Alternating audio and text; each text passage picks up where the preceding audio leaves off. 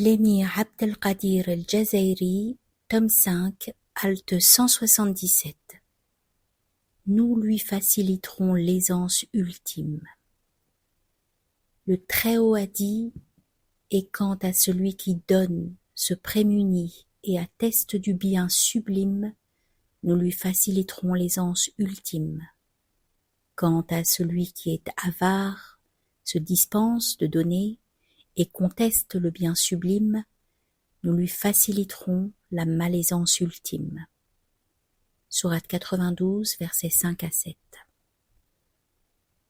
Celui qui donne est celui qui offre son âme à Dieu et la remet à son acquéreur contractuellement. En vérité, Allah a acheté leurs âmes à ceux qui ont la foi. Sourate 9, verset 111.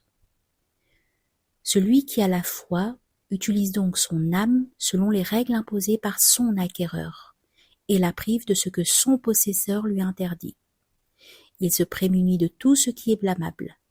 Cela n'est possible que si cette âme est ordonnée en vue de ce que veut son possesseur et de ce qui le satisfait, non selon la volonté et le désir du vendeur.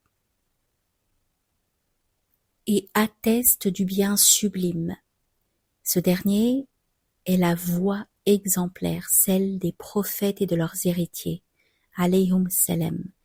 L'attestation dont il est question est la reconnaissance de ce que Dieu leur a offert par pure faveur et grâce, par le truchement de la prophétie et de la sainteté, avec tout ce que cela entraîne intrinsèquement dans l'ordre des sciences et connaissances mises à disposition, sachant que ces transmetteurs ont fait savoir que ces dernières échappaient à la compétence de la raison et de la pensée et étaient inaccessibles au raisonnement analogique, ainsi qu'à la spéculation.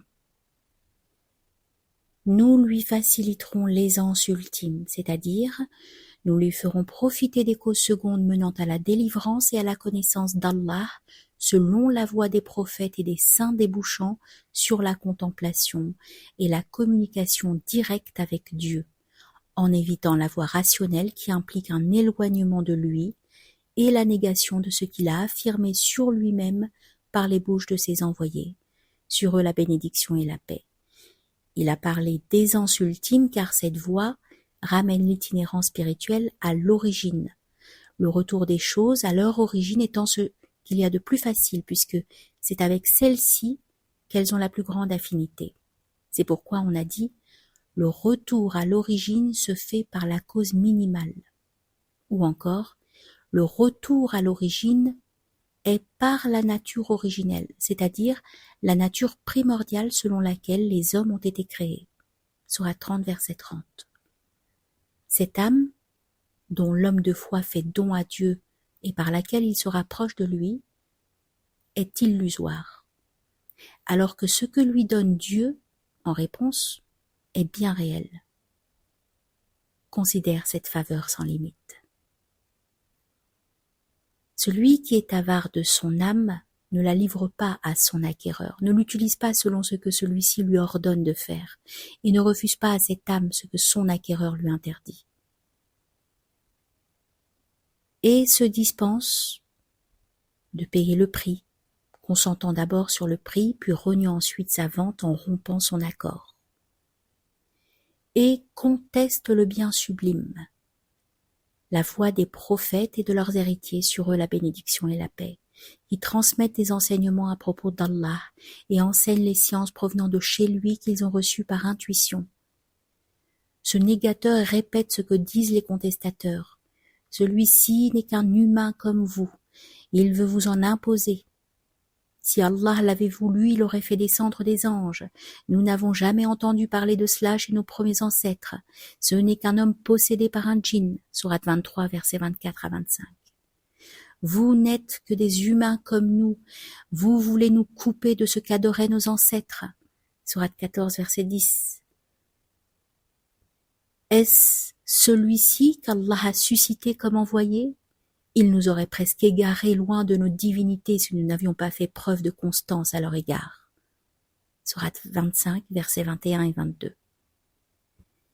Cette voie fut nommée malaisance car elle est contraire à la nature primordiale et Elle est au rebours du retour à l'origine dans la mesure où, d'après une tradition, tout nouveau-né naît selon la nature primordiale, autrement dit, la voie de la prophétie et de la sainteté. Et ce sont ces deux parents qui le font juif, chrétien ou mage. Les deux parents dont il est question ici sont la passion et Satan. Ils sont nommés parents parce que l'enfant leur obéit et suit leurs instructions, à l'instar des parents naturels qui sont sa référence ultime en matière de conseil. La facilitation vaut tant pour le bien que pour le mal. Elle n'est que l'expression du passage à l'existence des prédispositions au bien ou au mal, impliquées par les essences immuables et par les possibilités des réalités principielles.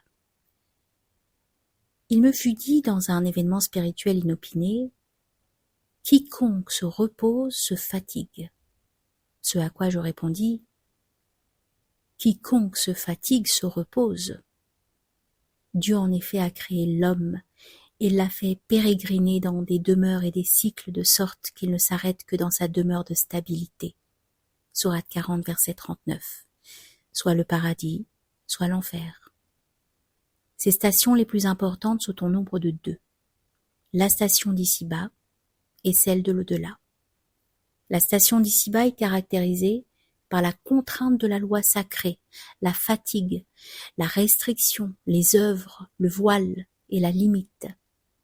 La station de l'au-delà, elle, est caractérisée par les honneurs, le repos, la liberté, la contemplation et la rétribution.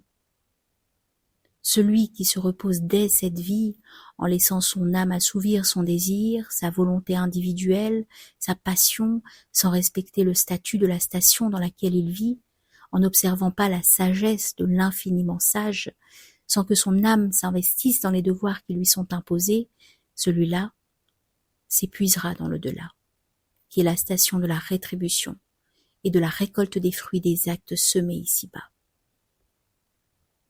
Celui qui prend la peine ici-bas de donner à cette station les droits qui lui reviennent en s'acquittant des charges imposées par la loi sacrée, en œuvrant dans le cadre défini par le législateur, celui-là se reposera dans l'au-delà.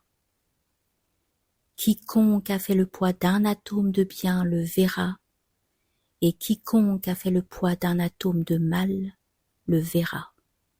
Sourate 99, versets 7 et 8. Le bien en ce monde n'est autre que ce qu'a ordonné le législateur sacré. Le mal n'étant autre que ce qu'il a interdit.